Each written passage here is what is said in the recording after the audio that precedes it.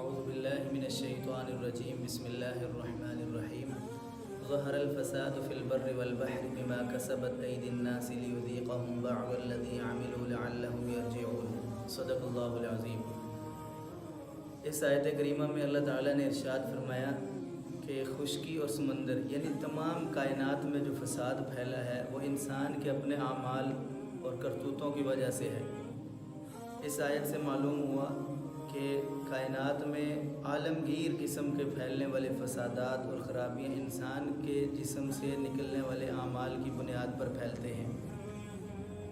آگے فرمایا کہ لیذیقہم بعض الذی عملوا، تاکہ انہوں نے جو عمل کیے ہیں، جو گناہ کیے ہیں، جو کرتوت کیے ہیں، ان کی کچھ سزا ہم اس دنیا میں چکھانا چاہتے ہیں۔ یہ پوری سزا نہیں ہوتی، پورا بدلہ نہیں ہوتا، بلکہ کچھ اس دنیا میں چکھا دیتے ہیں لعلہم یرجعون، تاکہ یہ اللہ کی طرف رجوع کر لیں۔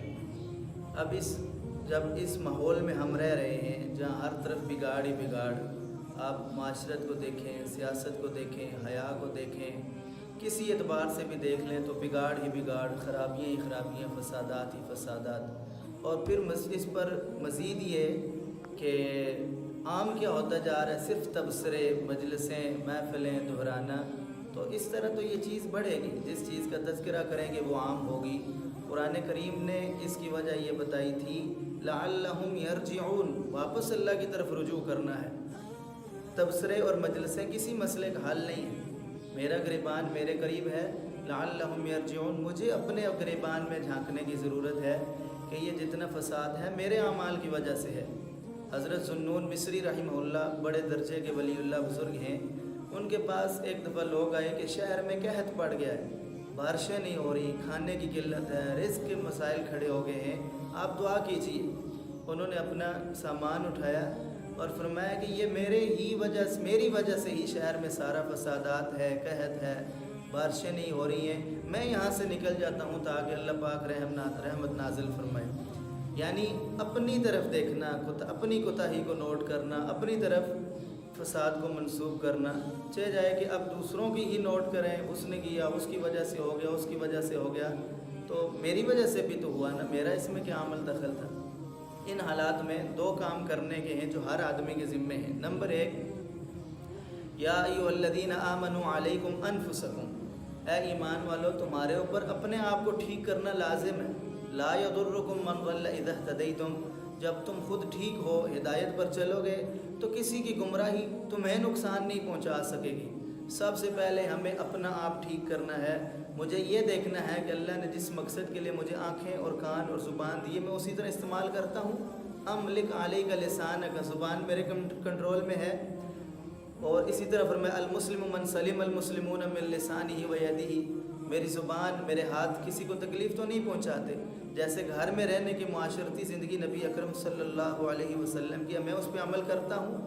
انسان کی زندگی میں دو قسم کے حقوق ہیں، ایک تعلق ہے خالق کے ساتھ، ایک تعلق ہے مخلوق کے ساتھ۔ خالق کے ساتھ تعلق میں اتنا مشغول ہو جانا عبادات میں کہ مخلوق کا حق مارا جائے، یہ بھی تو جائز نہیں۔ اور اس کے برعکس مخلوق کے حق میں اتنا مشغول ہو جانا، نوکری، روزی، بیوی بچوں کے معاملات اور خاندان کے ساتھ تعلقات، اتنا مخلوق میں مشغول ہو جانا کہ خالق کے ساتھ تعلق یاد نہ رہے، یہ دونوں انتہائیں ہیں۔ ہمیں ان دونوں کو ساتھ چلانا ہے، خالق کا حقوق بھی ادا کرنے ہیں، مخلوق کے حقوق بھی ادا کرنے ہیں۔ اور دوسرا کام، روزانہ 2 رکعت صلاۃ التوبہ بھی پڑھنی ہے، صلاۃ الحاجات بھی پڑھنی ہے، اللہ پاک سے مانگنا ہے ان اللہ هو القابض المستعیر، نرخ بھی اللہ بڑھاتے ہیں اور آسانیاں بھی اللہ پیدا فرماتے ہیں۔ یہ دراصل انسان کے جیسے اعمال اوپر جاتے ہیں ویسے اوپر سے فیصلے آتے ہیں۔ آپ اندازہ لگائیے کہ 22 کروڑ کے لگ بھگ عوام ہے، اگر ہر بندہ روزانہ 2 نفل پڑھے گا تو کس قدر اعمال نفل اوپر جائیں گے۔ پھر ہر بندہ مانگے گا دعا، الدعاء مخ العبادہ، عبادت کا مغز ہے۔ عام بندہ جس سے مانگا جائے سخی، وہ خالی ہاتھ در سے نہیں جانے دیتا۔ اس سخیوں کے رب سے جب ہم مانگیں گے وہ انشاءاللہ ضرور ہمارے حالات درست کر دے گا۔ اور ضرورت ہے ہمیں کہ ہم ہر وقت اس بات کو دھیان میں رکھیں، دماغ میں رکھیں۔ قرآن میں فرمایا کہ وَذِكْرًا لِّلْمُتَّقِينَ الَّذِينَ يَخْشَوْنَ رَبَّهُم بِالْغَيْبِ، میرا رب مجھے دیکھ رہا ہے، میرا رب ہر حال میں مجھے دیکھ رہا ہے۔ وَهُمْ مِنَ السَّاعَةِ مُشْفِقُونَ، میری آنکھ بند ہو جانی ہے، میں نے آگے جا کے ہر چیز کا حساب دینا ہے، اللہ کی طرف رجوع، اپنے آپ کو درست کرنا، ان حالات میں ہر شخص کی ذمہ داری ہے۔ اللہ پاک توفیق نصیب فرمائے۔ وآخر دعوانا